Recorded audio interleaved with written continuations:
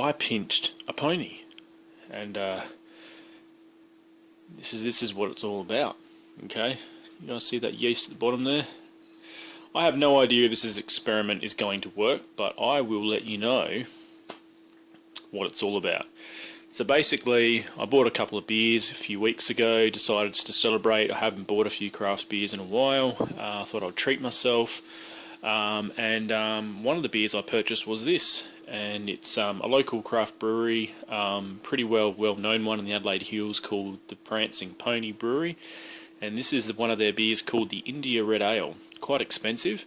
It says at the bottom, long flavour. It is a 7.9, so basically an 8% beer.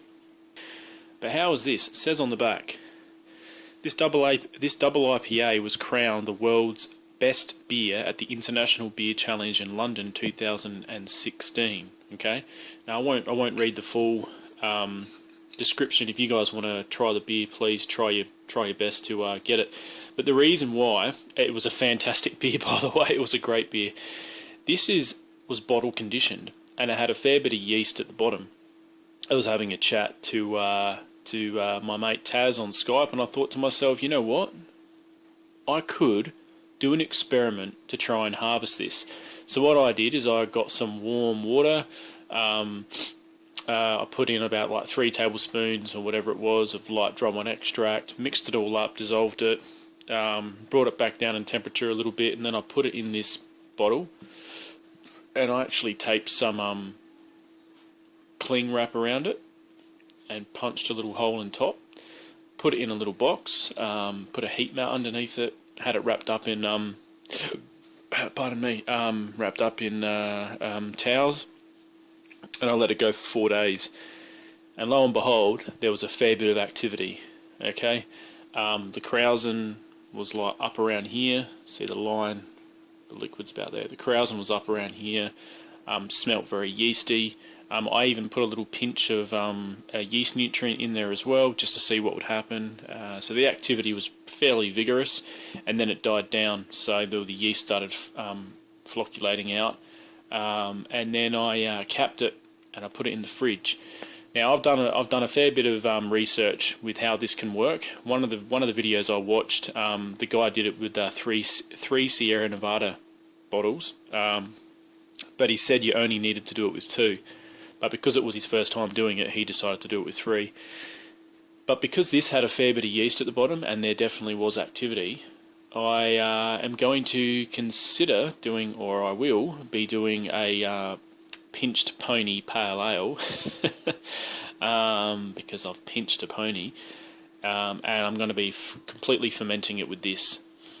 And if it works, fantastic. If it doesn't, I've got some USO5 I can throw on top. But if it works, I'm going to be able to harvest this yeast continually, as long as the fermentation's healthy and everything's good. So how awesome is that? So yeah, I'm gonna make this beer, and I'm really hoping it turns out. So yeah, it's 17, guys. G'day guys, so I am making the Pinched Pony Pale Ale. Big shout out to my mate Taz. He actually sent me some hops in the post, and they're not just any old hops actually. They are a new kind of hop. Now it's not a hop. Well, it is. It's a combination of hops. Let's just say that it's called Fortnight. It was put together by an Australian company called Britannia, I think, and they actually went over to Yakima in the States, and basically selected all of their favourite IPA hops, American IPA hops, and actually made a combination. So it's actually a blend of hops. Instead of a new type of hop, it's actually a full blend of all of their favourite hops, 5 of their favourite American IPA hops. And the hop is called Fortnight. It is got 14 alpha acids, and it can be used at any part of the boil. So this is going to be really interesting. I've never used this hop before. It's brand spanking new. Apparently it's very, very popular, even though it's only just been released relatively recently. It's got some really good notes of like grapefruit, peach, pineapple, pine, lots of awesome stuff in there, so I'm really looking forward to it. Anyway guys, this is a 6 litre boil, okay, telling you exactly what I'm doing. I put half of a brew in, so this isn't boiling yet, I just brought up the heat a little bit. I have dissolved in here 500 grams of light dry malt extract and half of a brew enhancer too. This is what I'm going to be using for the hop schedule. My boil gravity here in 6 litres is just over 40, so that's perfect for hop utilisation. So it should be a real hop bomb. I'm really looking forward to it. And the key ingredient is this bad boy. This is the key ingredient. So this is the yeast that I've collected, and hopefully it works. I'm really hoping this works. This is going to be a great beer, hopefully. And if it doesn't, I've got some USO5 Trub on hand just to work it all out. So, alright guys, it's just boiling, and 15 grams of Fortnite and a Wolflock tablet, and here we go. Bada bing, bada boom. Oh my gosh, the smell of that hop. Wow. Holy damn. Alright guys, 10-minute mark. Another 15 grams of Fortnite.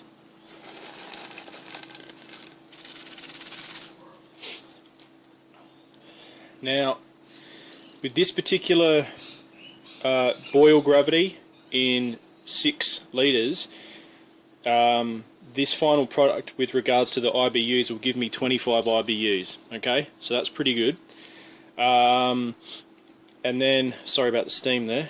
And then going into adding all the other fermentables, including the concentrated IBUs from the Cooper's Pale Ale, that'll give me roughly 25, 26 on top of it. Okay. So we're going to get just over 50, maybe 52 or something like that IBUs in the 22 litre batch. So that sounds pretty decent. Alright guys, 5-minute mark. Another 15 grams of Fortnite.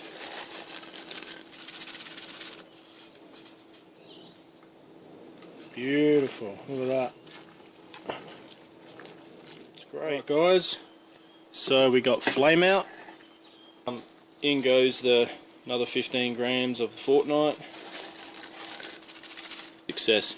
Anyway guys, I'm going to add the rest of the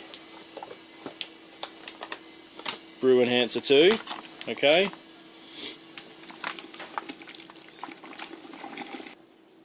Give that a mix. Now I am going to add the light dry malt extract. It's going to get a little bit of steam on it, but that's okay. Just do it slowly. Now I've got the Cooper's kit to go in. Alright.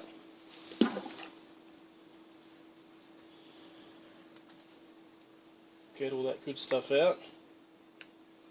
Alright guys, so that's all been mixed in. I'm going to give it a bit of an ice bath. This is just what I do to get the temperature down. I'm going to chill this down, and I'll be putting it in the fermenter and topping it up to 22 litres. Alright guys, the moment of truth. Giving this a really good shake, brought it up to room temperature a little bit. See how we go. Definitely a hiss. Jeez, I hope this works. Only one way to find out, guys. Here we go. I've star sanded all this, by the way, so no need to worry about that.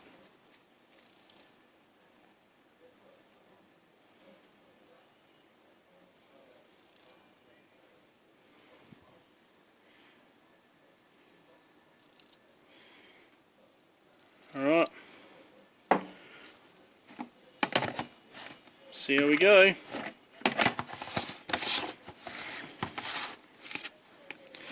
Keep all your brew fingers crossed for me, guys. Easy as. Check it out, guys.